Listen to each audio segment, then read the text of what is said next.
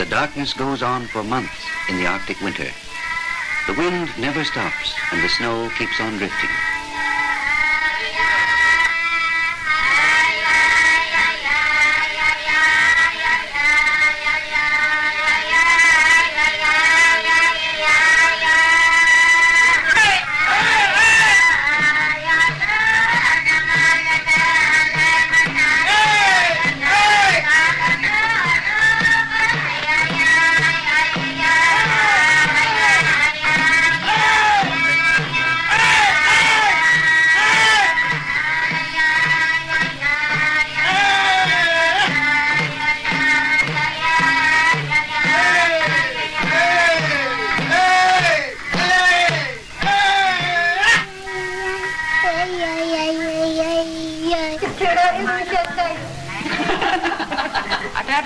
Unikala oktigun. Ano? Unikak to siya nangin naman. Unikaya ka to gabit. Tudugang mi. Patay mo. Ipay mo.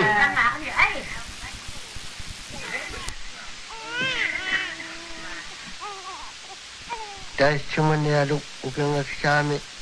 Once, long ago, as sometimes happens in early spring, there was a hungry time for the people. The migration of the caribou had not come.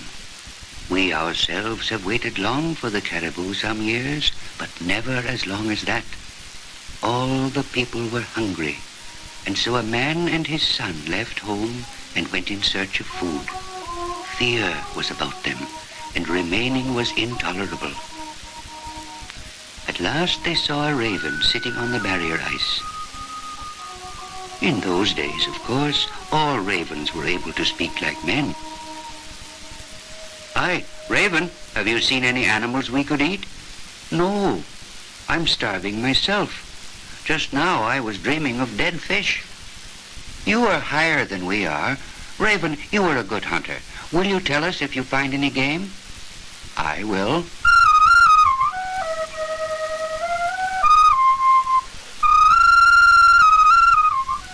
After he had flown for a long time, thinking how hungry he was, the raven saw some walrus lying on the floe ice. In the past, the raven had teased Ivy because he was clumsy. Now the walrus teased him.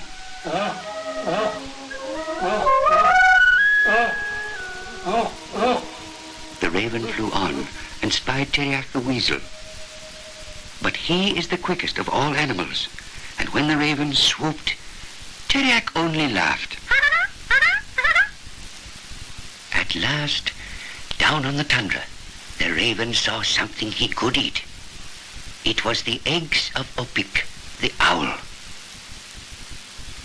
Perhaps Opik would be generous.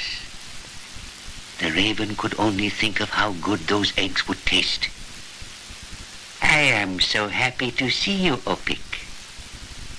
Are you not happier to see my eggs? Could you spare me one egg? Try and take one. Just one egg." The raven was hungrier than ever.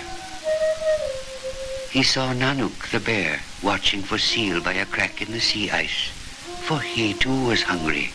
"Hey, Nanook! Have you no sense? The seal will hear you."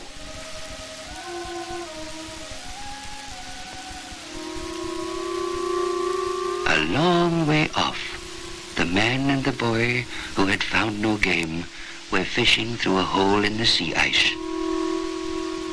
For a long time they bent over the water, hoping for a bite.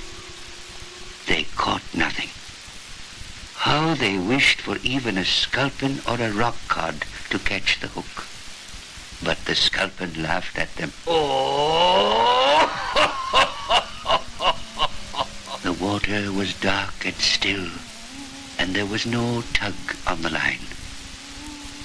They were weak with hunger, but there was no help for it.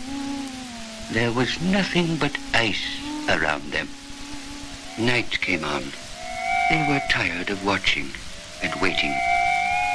The father sang magic words to call up game, Kabunga bunga bunga bisipara yopunga sila putualo sila kilingalo tanda tao kuluk doa yukitok doa kisian. Seal, you are in my thoughts.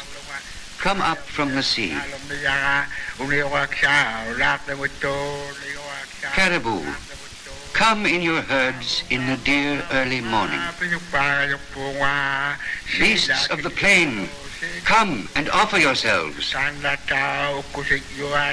Beasts of the sea, come and offer yourselves. Come and offer yourselves in the morning. But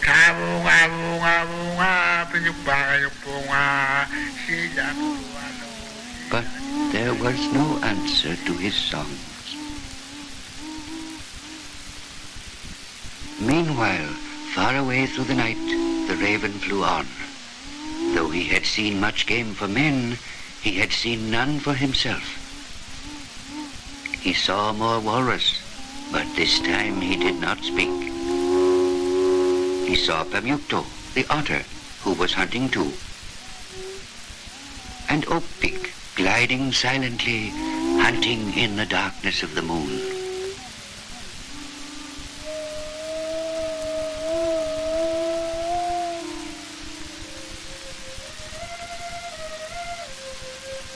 When dawn came, he saw 4 snow geese beyond the edge of the floe ice. He knew that spring was coming back. Then he saw a wolf hunting. It followed fresh caribou tracks.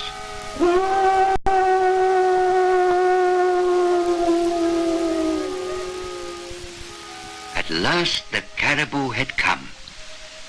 The raven must fly back with the news. When men hunt caribou, ravens eat well.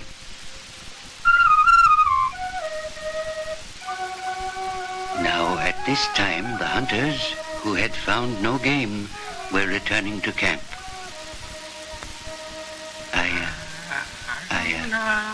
We are starving. Our stomachs are shrunken. We are so weak that we see the skin boats rise up out of their moorings. It is indeed a time of starvation. Earth itself hovers loose in the air. We are bewitched by Tornuk, the small spirit. But look, the raven has come back. The raven who was hunting for game for us. Cheer up, I have seen game. Where is it? What kind of game? Tell us, where is it? Where is the game and what kind is it? The raven told them of caribou, walrus, bear, and seal. Just then, something caught his eye. It was Nauya, the seagull, with a fish in her mouth. She was not hungry. Perhaps Nauya has some eggs nearby. Now everyone knows that the seagull is kind and generous. Perhaps she will give him an egg. Dear seagull, I have not eaten for days. Please let me have one of your eggs. Won't you give me just one of your eggs? No, said the seagull. And she repeated, no, you wouldn't let me die, would you, dear seagull? Well, to save your life, you may have one egg. At the thought of the eggs, the raven became greedy. He saw 2 skin buckets left lying on the shore by a careless girl, and he flew down to pick them up. The hunter and his son came up to him. Raven, where is the game you saw? And he answered, far from here. What did you see that we might catch? The caribou are coming. Tell us where we will go to hunt them. First I will get my own food, then I will tell you. And the raven took 1 egg. The seagull was happy to save the raven's life. He took a 2nd egg. Raven, spare my children. But That raven was greedy. All the birds protested.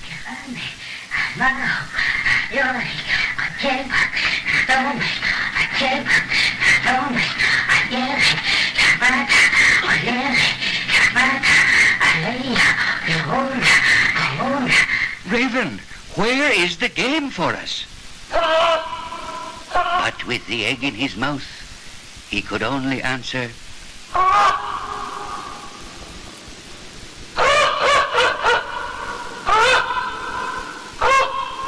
even without the egg in his beak, Raven could not speak. Because of his greediness, the raven could no longer speak with men.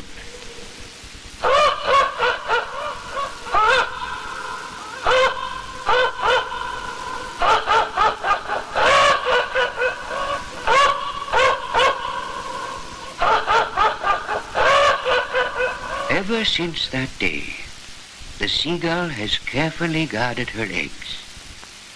And ever since that day, all ravens have been cast out by the birds and can no longer speak like men.